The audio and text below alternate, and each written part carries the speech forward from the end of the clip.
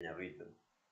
Today we are going to discuss much about the importance of politicians from Mount Kenya region, which they play in our country, Kenya, so long as leadership, especially national leadership, is concerned.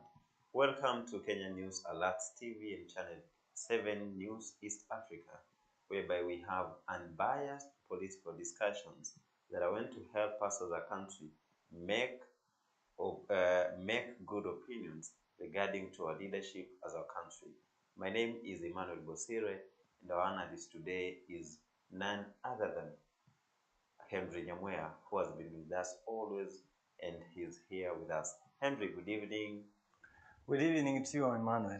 How are you doing? I'm doing well. Another day here to discuss politics. Are you ready? I'm ready. Many times, you've been here as our guest, and you have a lot of insights to give about politics. Are you a politician? You know, okay, I'm a politician, yes, by because I'm born in this country, Yes. and actually our country right away after elections we start campaigning. People start campaigning. So even if you are not born a politician, you actually know. So you're a politician by birth, or you're a politician by learning? I'll fight for presidential, parliamentary, not presidential, but parliamentary. Which constituency is this? With South Mugirango. Yeah, he once vied for being a member of parliament in South Mugirango. Now, a simple question: if today you were to go and vie again with Silvana Sosoro, is the current MP, I think? Yeah. Is it the MP? Is it the MP? Yes. Anyway, and we know that these political discussions will bring people who have a mastery of what politics it is, how politics is being played, and the role of politics in the society. Someone said that political illiterate in any part of the world is for sure illiterate. So if you don't have a good mastery of politics or what's happening around, it gets you offside. Now, today we are asking ourselves this question, Henry. Yes. What is the role of Mount Kenya? Politicians and people from Mount Kenya at large regarding to Kenyan politics. Is it one? There are many. There are a lot of numbers coming to voters count. They have. Is it two? They have resources. Three. Is it that many people from Mount Kenya love politics? Or four, could it be a politics culture? Now that the first president coming from the region of Mount Kenya, we have Mwai Kibaki, Mount Kenya, Uhuru Kenyatta, Mount Kenya. Many leaders, even those who fought for independence, Mount Kenya. Is it now? Can you help us understand what is the role of Mount Kenya at large in Kenyan politics? Mount Kenyan people understands better about leadership than any other community. The first president came from Mount Kenya. Even the second president was actually supported by the first president, Jomo Kenyatta, before he died. And after that, here came Kibaki, also from Mount Kenya. So what I can say, there is no region that understands politics better than Mount Kenya, especially Central. Because the founding father of the nation came from Mount Kenya. So those people understand and they know the importance of leadership rather than any community in this country. And secondly, actually, some of the wealthiest businessmen, politicians hail from Mount Kenya. So they have put money and they know, they understand, they are aware, they know leadership than any community. Yeah. Now, he has talked about that Mount Kenya region has had resources that are needful in politics and even leadership at large, talking about the second president, Daniel Arap Moi, got some support from the presidents of Mount Kenya region. And now forward even to other things to discuss about, that many leaders from Mount Kenya region, when you want to go for vying for a presidency seat in our country, if you want to vie for maybe a political seat without having a deal, there's this philosophy by a professor that in Kenyan politics, for you to be able to be a president, you must use two large communities and then added up by other small community. Now, the Mount Kenya region at large, it's a large community together with the Rift Valley. And this is, I think, the philosophy that many politicians have been using. So you have to have one from Mount Kenya and second from Rift Valley, and then you add up from other small communities, you are likely to become a president in our Republic of Kenya. He has also talked about this culture, and that's why we've seen even young politicians, the like of Ndindi Nyoro, Kimani Ichung'wah, many to name them, but a few from Mount Kenya region. They are running all over the country saying that we are having Mount Kenya. Now, the challenge is, or the question someone is asking himself is, why Mount Kenya? We have other regions in the country. We have, now that with devolution, we have counties. We have Nyanza having its own counties.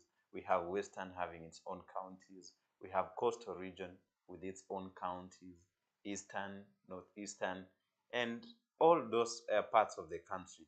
But when you come every day in Kenya, without having politicians from Mount Kenya region either do a function, condemn the government or support the government, or leaders from Mount Kenya region coming out and says that we are leaders from Mount Kenya. This sounds like, I think some Kenyans will feel to be belittled by hearing politicians from Mount Kenya, oh, I'm from Mount Kenya, oh, I'm from Mount Kenya. Now, it brings a lot of problems. What can you talk about that? Emmanuel, as I said, they understand politics better than another region or other regions. And at the same time, we changed from one party state to multi-party democracy. The central or Mount Kenya region, they are the ones who first registered powerful parties. Now, the other small communities could be forced to join these other parties. And again, as I said, they are the ones who knows the importance of leadership, who understands about leadership better. They know how to campaign using their resources.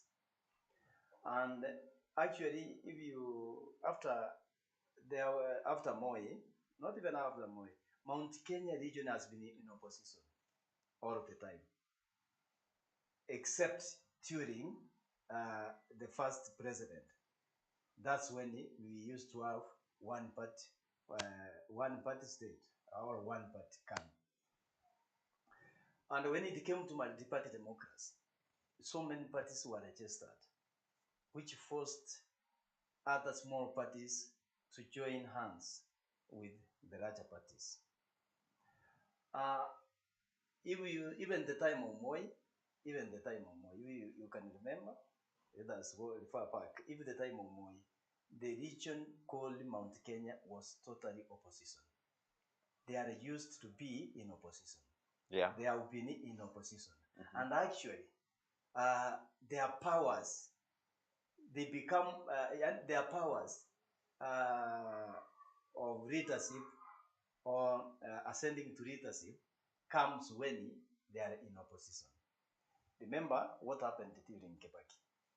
He won the elections while in opposition.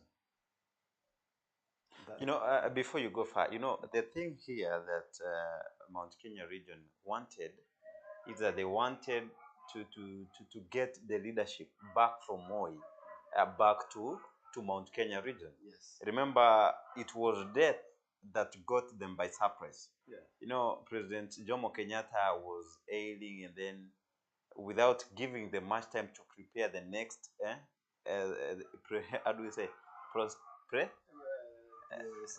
successor, yeah. So the next successor maybe could have come from Mount Kenya then, but due to death, and is it Njonjo? One is it Charles said that No, what it was that Moi is a passing cloud. Yeah, after the death of Kenyatta, through that the old constitution, it was obvious that after the president has died, then automatically the vice president.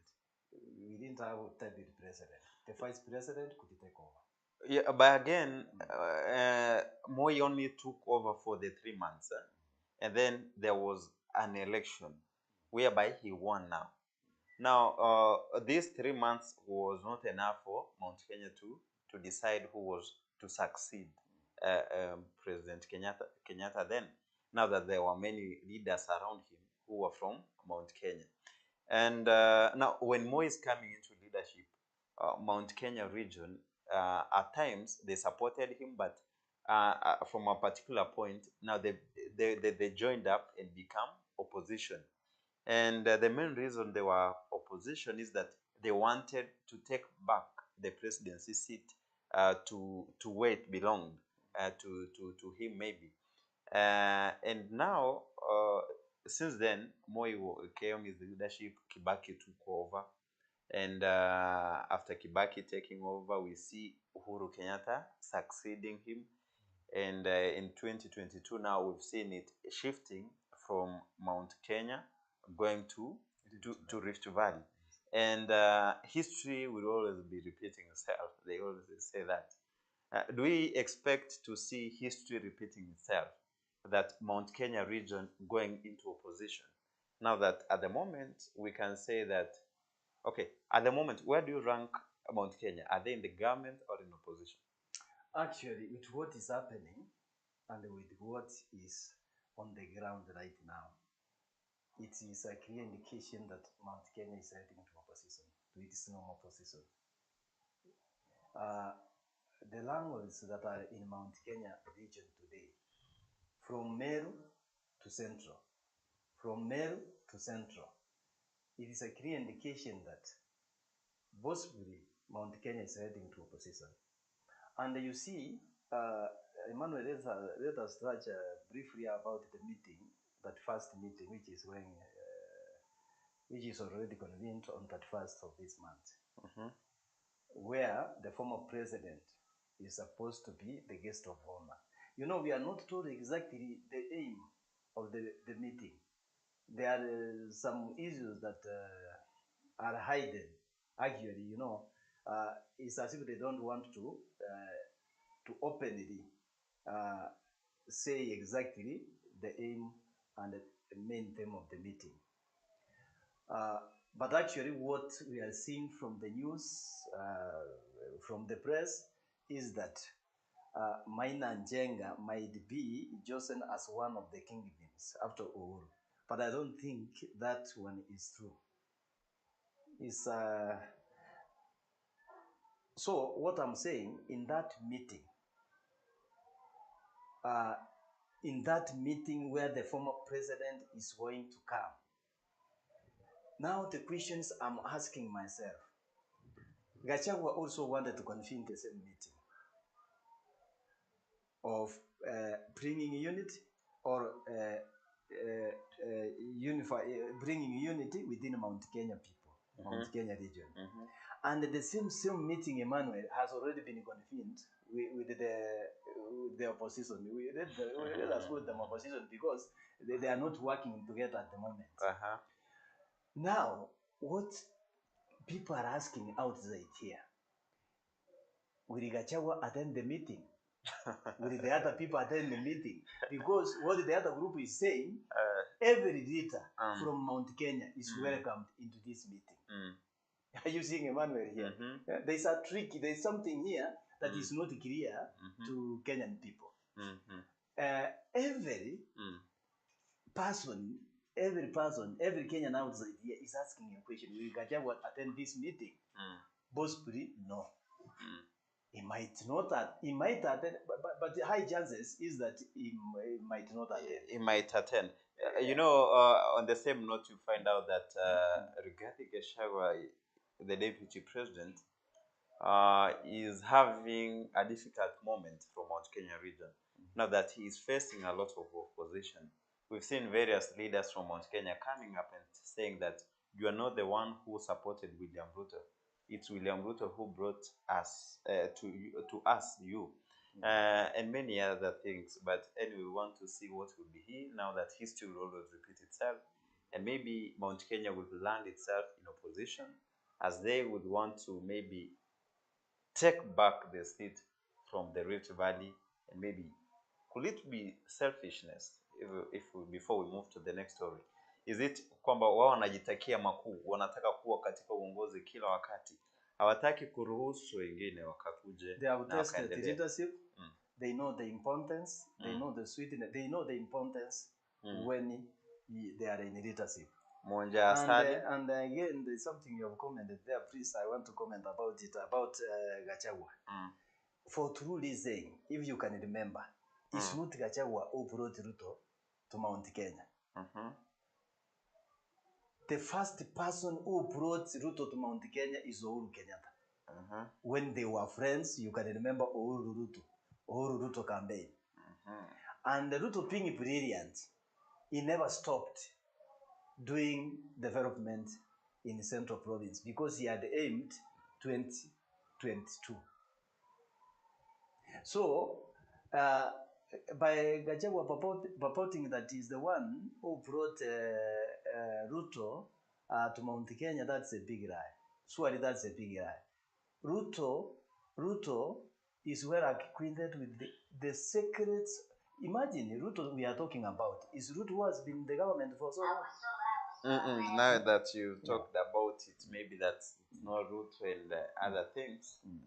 From Mount Kenya, you see that kwamba muonja athari aonje mara moja, kwamba wameonja uongozi, wamejua kwamba ni vizuri kuwa na uongozi kila wakati, lakini jamii zingine pia za Kenya nzima wangetaka pia kuwa na uongozi, sababu mtu inatoka kwamba watu wa Mlima Kenya, so wale wa Central, the Gikuyus to be specific, wanakuwa na uongozi, kisha the Kalenjins are taking it, and many communities are looking at it, kwamba jamii nyingi zinaangalia na zinasema kwamba kwani uongozi, kwani jamii ya Wateso haiwezi kuwa na kiongozi, jamii ya Wagiriama dini wataongoza, na maybe wale wa Suba wataongoza dini, Kuria wataongoza dini, kiongozi kutoka magharibi mwa Kenya, kutoka maybe Busia atakuwa kiongozi lini. Lakini ya Mungu ni mengi, na huenda kila kitu kitafanyika jinsi kilivyopangwa na mapenzi ya Mungu, na pengine jinsi tumeweza kuangalia. Na baada ya kuwa mkali, gavana wa Nairobi Johnson Sakaja leo ameonekana tena kurudi pale streets za Nairobi kuongea moja kwa moja na wakazi wa mji wa Nairobi. Nataka kutazama video hii ambayo imeonekana akitembea na watu wa Nairobi wakiwa na wakati mzuri, mazungumzo ya moja kwa moja. Na unajua jana ametangaza kwamba hawkers hawaruhusiwi kuwa katika mji wa Nairobi, jiji ndani, wafanye biashara kwa maeneo ambayo wameweza kutengewa. Lakini tuliona soko ya Buma jana kurushiwa tear gas, wengine wakikimbishwa. Amekuwa na wakati mgumu kwa wiki hizi mbili.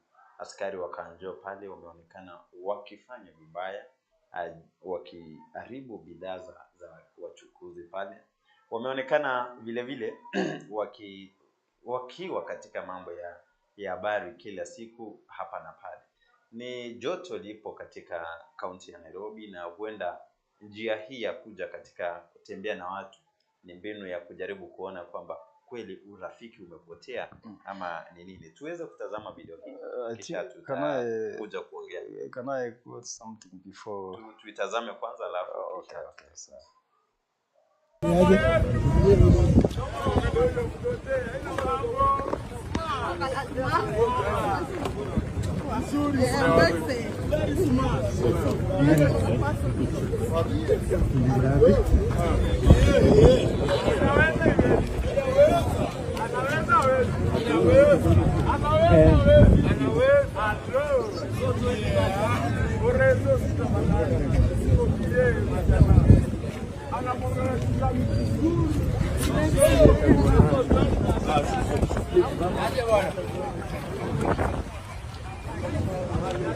Nichukue mpaka mimi.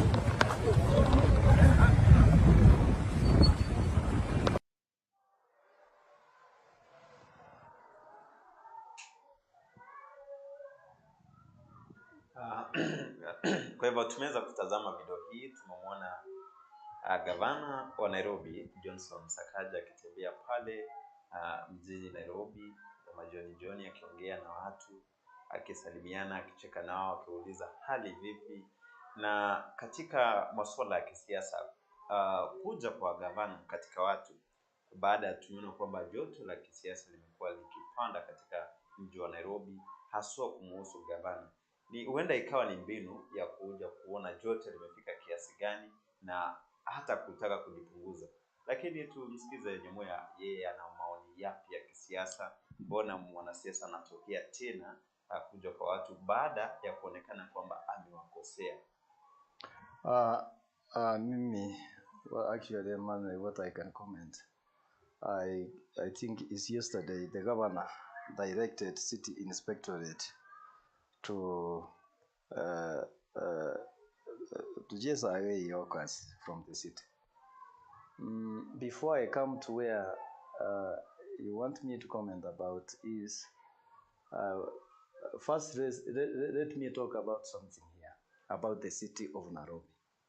Nairobi city is a capital city. It's the headquarters of the country. Nairobi city, apart from Nairobi city, we have other cities. Kwa nini hizi shida ziko Nairobi asikuangi katika city zingine? Does it mean there are no hawkers in other cities? There are. The answer is yes, there are. So what we are saying, our hawkers, kwani walikuwa alafu saa hii ndio wanafukuzwa? I'm not against hawkers, but there is something here I know nataka kukielezea vile umeniuliza. I want you to our hawkers, you know, that one we had discussed yesterday.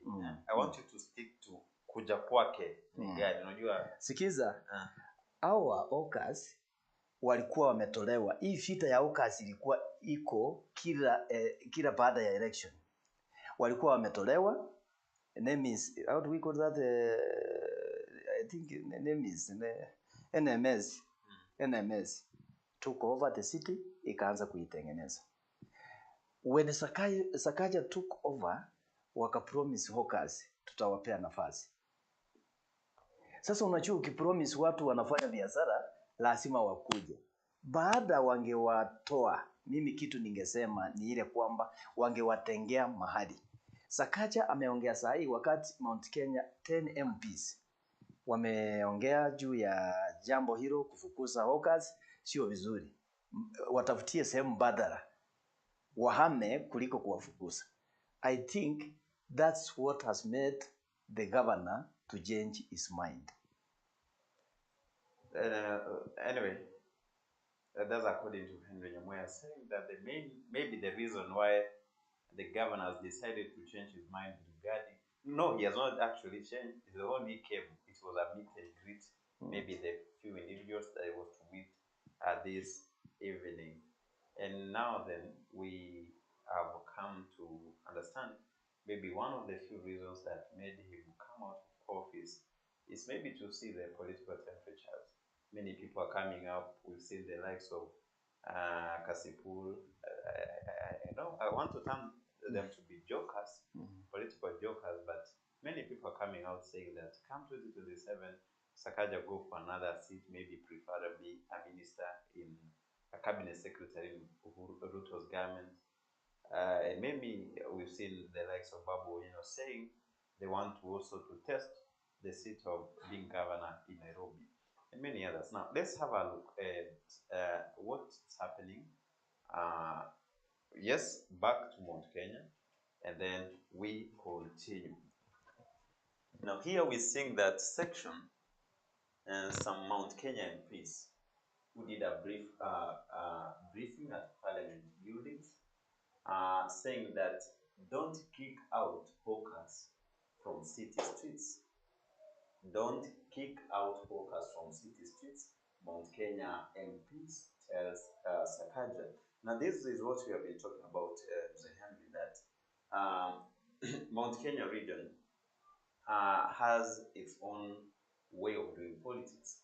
Whenever something is done, even for a few 2 or 3 minutes, they have called a press meeting, they have done a meeting, and then they come to the press saying that this and this should be done, and if this and this is done, and then we're going to boycott or do something else.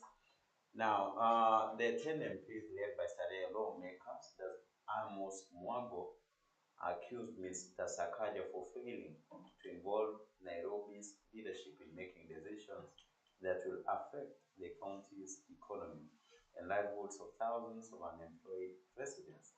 Mr. Sakaja said the ban which took effect yesterday will stem the perennial crisis of hawkers and border operators who block walkways and roads to sell wares or park the two-wheelers.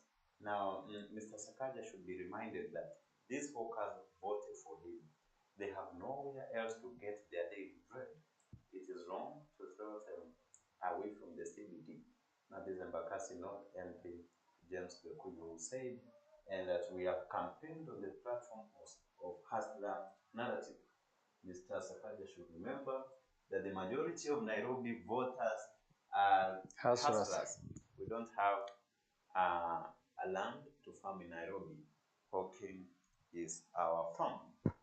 Now, you've seen, Mr. Henry, what we're talking about, that members of parliament or leaders or politicians, how we can term them from Mount Kenya region, are always very fast in either condemning or praising something in the government.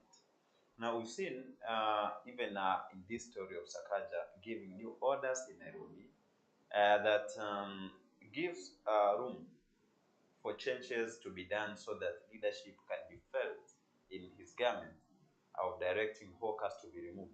And we've seen 10 members of parliament from Mount Kenya region doing a meeting and doing a press briefing that Mr. Sakaja should be reminded that majority of Nairobi residents are hustlers. And during the 2022 campaign, we built the narrative of Hustler Nation. And majority of those who voted for him are hustlers. And in Nairobi, we don't have farm where a land whereby someone can farm. Where business, no matter what kind of business, a small business, sole proprietorship, general business, companies, land buying and selling. Now, these businesses are the farms whereby people get their own daily bread. Now, can we say that Mount Kenya leaders are doing the best thing by condemning Sakaja, or it is politics? We remember Mr. Gashawa having a clash again with Sakaja some few months ago, saying that leave alone Mount Kenya businessmen in Nairobi. Is it the problem with Kenyans alone in Nairobi CBD, or it's only residents from Mount Kenya region in CBD? To you, Mr. Henry. You know, to me, what I can say, let the hustlers tighten their belts. Because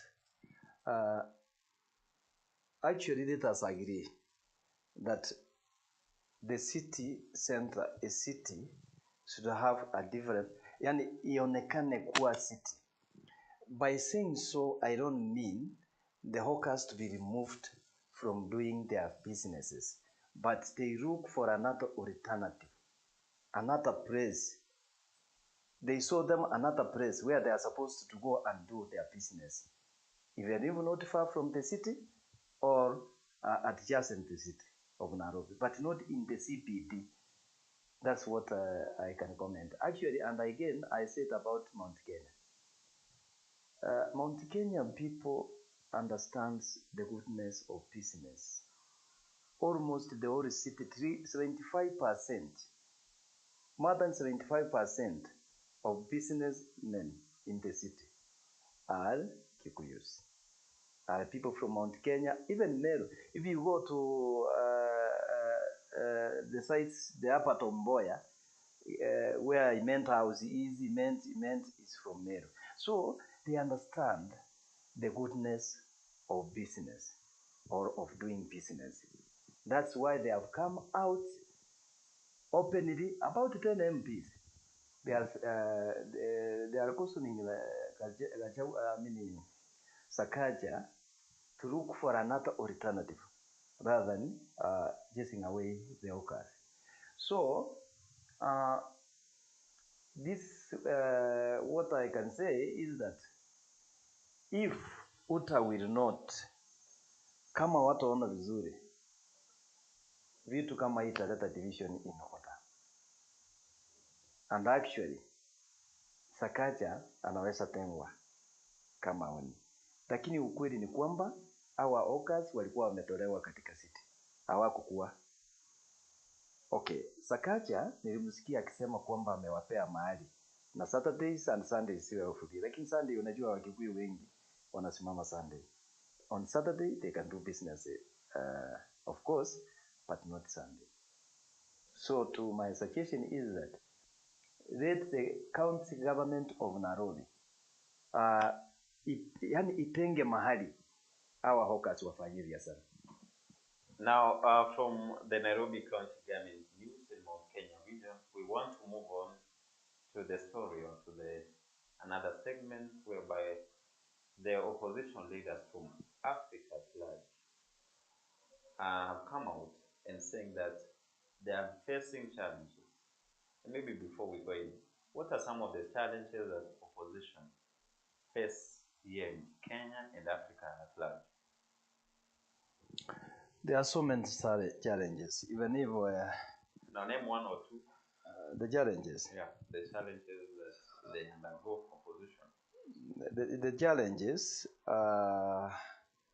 One of the challenges is that the government, African governments. Let me now move away from Kenya. The African governments, most of them are dictatorial. Even if opposition is there, it has no truth. It is toothless. It doesn't have power. But that's one of the challenges. Maybe in our country, Kenya, we have democracy. We say that we are in a democratic in majority. Actually, we are in democracy. A majority of African countries elect their leaders through the form of leadership of democracy. Now, when you say that they are dictatorship, meaning maybe, can you explain what you mean by dictatorship? Anyway, Manuel, you can agree with me, there's democracy, of course. But the way things are done, the way the government works, system governments, I'm mentioning governments including even Uganda, other countries, so many countries in Africa. Most leaders, many of them, they don't follow the law. They don't follow the law. They don't recognize opposition. Still, opposition has not gained power in African countries. Except Kenya. Sisi tuko na democracy, of course. Yeah. No, yeah, actually, in majority of African countries, we experience democracy. And maybe what you had meant is that in as much there is democracy, like what you have in Kenya is that we have democracy, but at times you find out the way the government works, it works like that, dictating. We saw what's happening in demonstrations, they were dictating all over. And even we saw the demonstrations and many were killed. Now today, Martha Karua and other African leaders had a brief meeting and then a press briefing about the challenges that they undergo as opposition leaders. Let's have a listen to what they said and then we come and continue. kutambua nafasi ya vijana kwenye kuleta mageuzi ya kiuchumi na ya kisiasa katika nchi zao. Asante sana.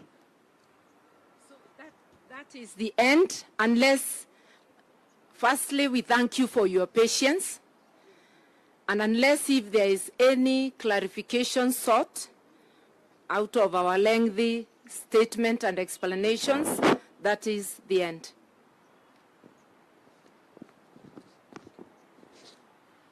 I can see that you are satisfied. Asanteni sana. Yeah. So we can sit.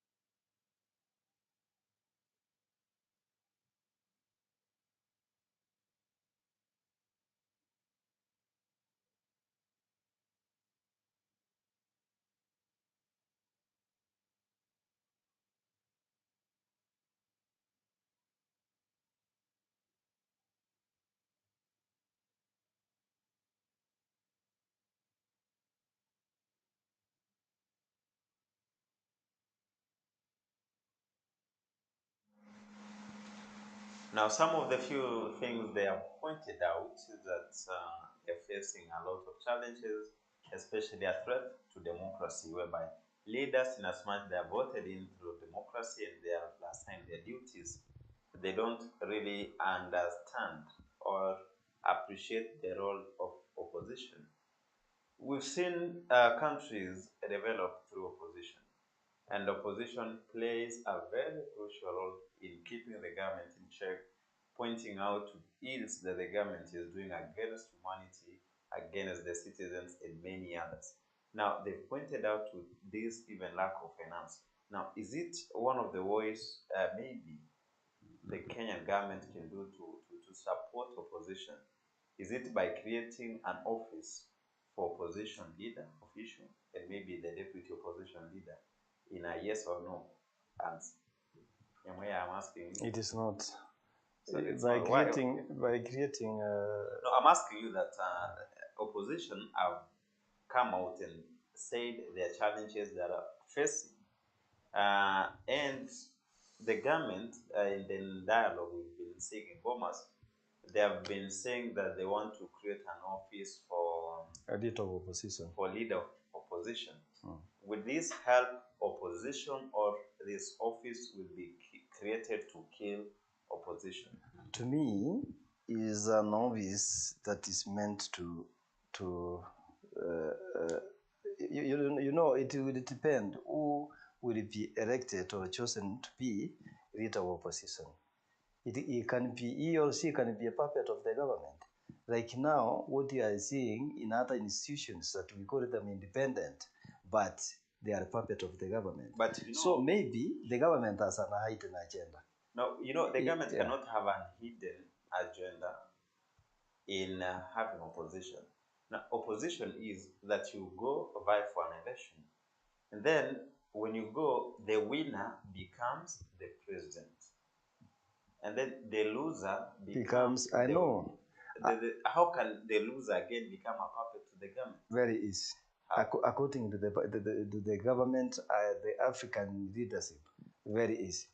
You see what is happening with the opposition leaders, even MPs who are elected in opposition ticket, they have moved to the ruling party.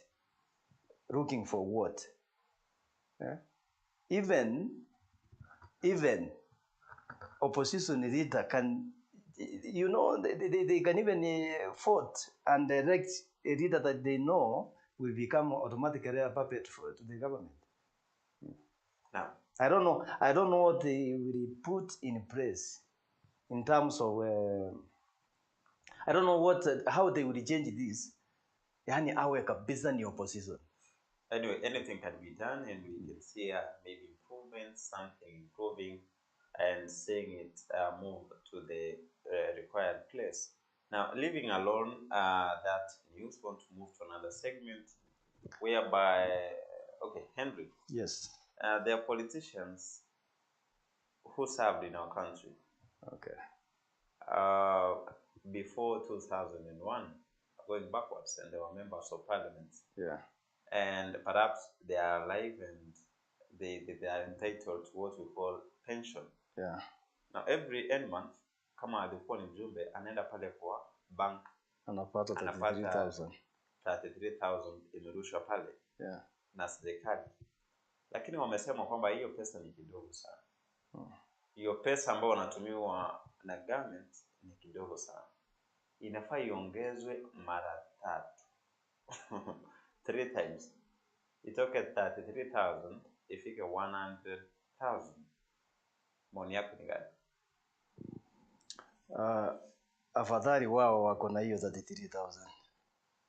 What about the common mwananchi who never earn anything, who doesn't earn anything? Afadhali wao wako na hiyo 33, sipaki hapo. Hii ni mwanya, hizi ni loopholes still zenye sipo ambaye asitaisa. They are fighting for their stomachs, but they are not fighting for common mwananchi. We have not seen any of them coming out defending common mwananchi or the ailing economy. But what they are telling Kenyans is about their pension iongezwe. Afadhali wao ambao wanapata afadhali wao wako na hizo 33. Yeah. Na wengine hawafanyi nini? Lakini we want to be honest that they serve this country. Maybe they passed some important laws that are maybe affecting us in a positive or a negative way. We don't want to say that. But the thing here is there are bills in parliament that were passed to recognize them and even continue supporting them after they become leaders. And in most cases, these are leaders who go for 2 terms. Yes. Not only not one term. I was coming there. Not one term. 2 terms. Find out even now, these politicians we found out who've gone for 2 terms and more are entitled to a pension about what they are having and the challenges. Now, with high taxation, the cost of living becoming high, I think it will not be a good thing to demand. No, it's good. You know, things are moving up. You see that maybe at the time that bill was being passed, you find out that the cost of living was affordable. But now that everything has moved up, you find out that it's good that even their money to be increased, but maybe not by the 300% that they are asking. Maybe by a reasonable amount percentage, so that they are able to sustain and move on to what's happening. Don't you see they are not realistic according to their demands, according to what they are demanding actually? It's a lot. That's why I've said afadhali wao wako na hizo 30,000. Afadhali wako na hizo 30,000. What they are demanding is a lot. What about the common mwananchi whose rank is in poverty? Who doesn't have any pension? Who doesn't have anything?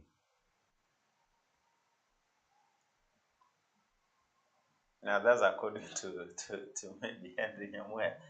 Now we will be finishing by this one, that there is a proposal here that has signaled end of free secondary learning.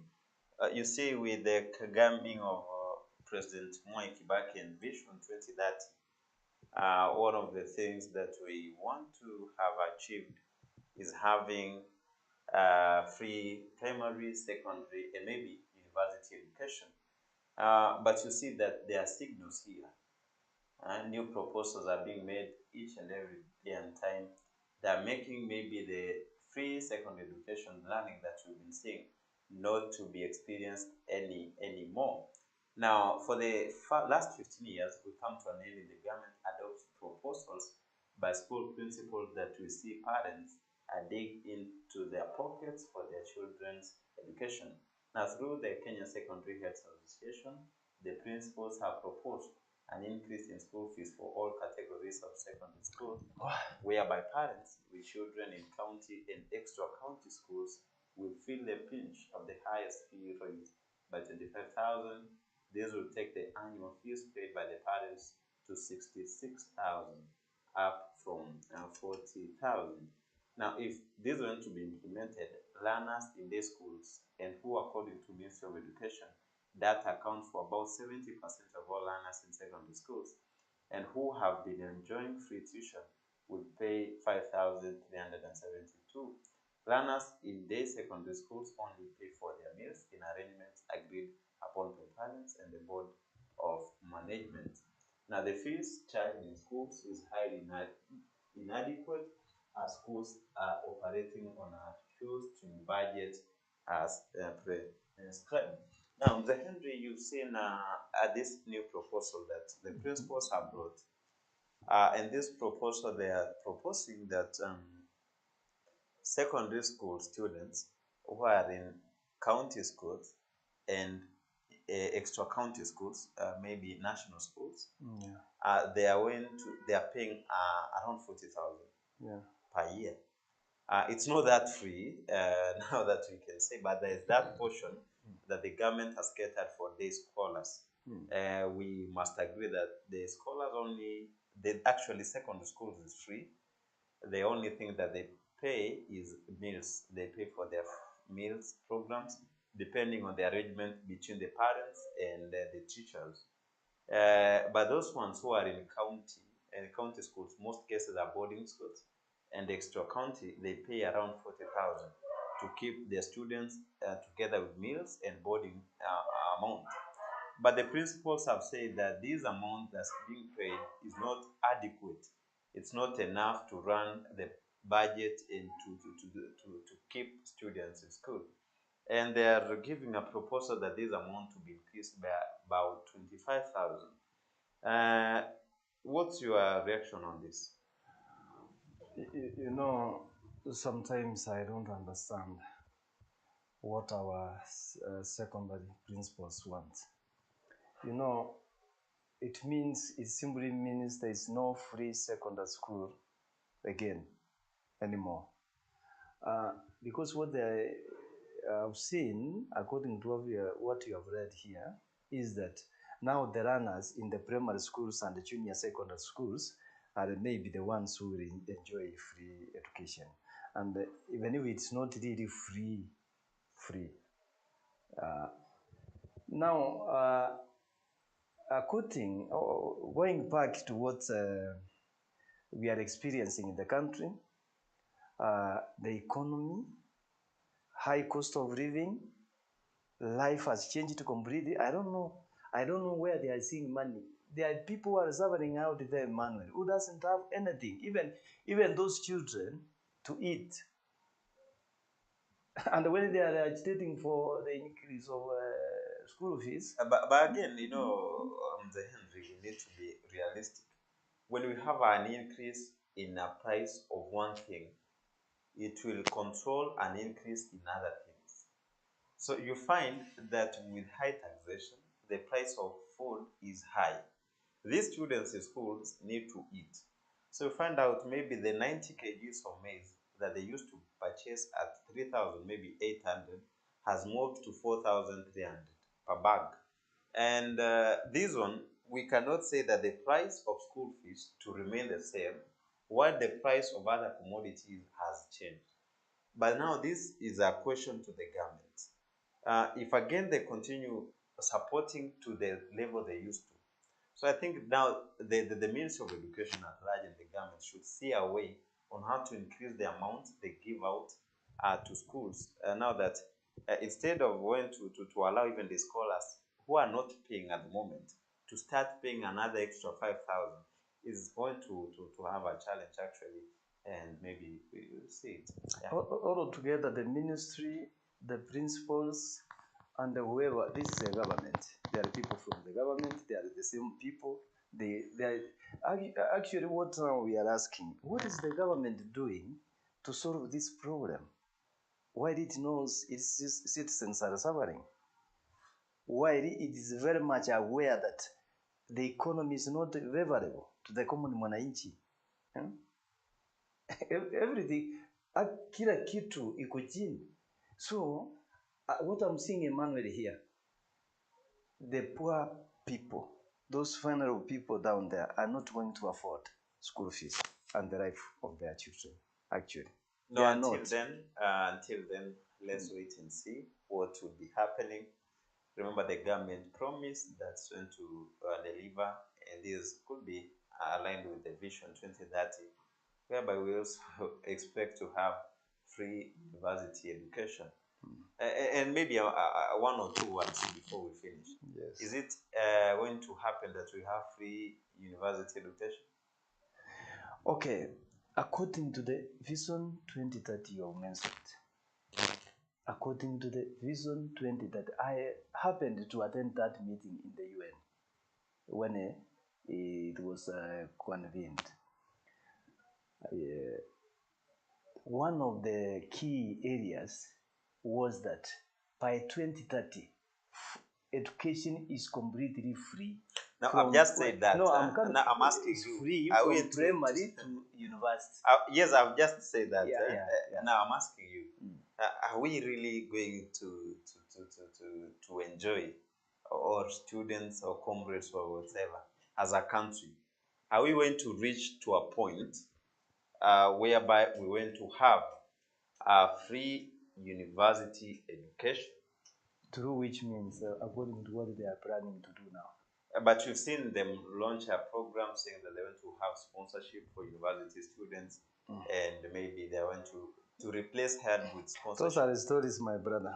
Now, how can they be let them talk and start acting immediately. But we've seen students who have been enrolled, the comrades who have been enrolled the last year. They are in school. They have received their even amount. they have received their amount. They promised the students there will be sponsors. They will be sponsored. We have not seen it being done. Now, that brings us to the end of our discussions tonight, whereby we looked into depth about what's the role of Mount Kenya region in Kenyan politics. We've seen the state at which Nairobi County CBD is, and we've seen Governor Johnson Sakaja coming for a greet and meet the people in the streets, walking, greeting them, asking them how are things being done. We've touched on education sector proposals that want to increase maybe the school fees by 25,000 in the free secondary education in the scholars who have not been paying, increased to 5,700. And we touched lightly on the challenges that Mount Kenya, the opposition are facing in Kenya and Africa at large, citing that it's a threat to democracy, whereby the leaders in government don't really understand and even value the importance of having opposition who keeps them in check and even moving on. We've talked about Vision 2030, and at last we've talked about former MPs who want their pension to be increased by 3 times from the 33,000 they're receiving at the moment with 100,000. Our guest and host today, in studio was Henry Nyamweya, who is a known politician analyst, and we want to believe that these discussions are unbiased and they want to give us as a country the points why our leaders need to make decisions that are going to help our state, our nation move forward. If you love following these political discussions and you've not subscribed to our channel, we're asking you that go subscribe in Kenya News Alert TV in YouTube, and we have Channel 7 News East Africa. There's a Facebook page where we bring you all these stories and wonderful discussions about politics and politics alone, 24 hours and 7 days a week. My name is Emmanuel Bosire. Until we meet again the next story discussion, I will say goodbye.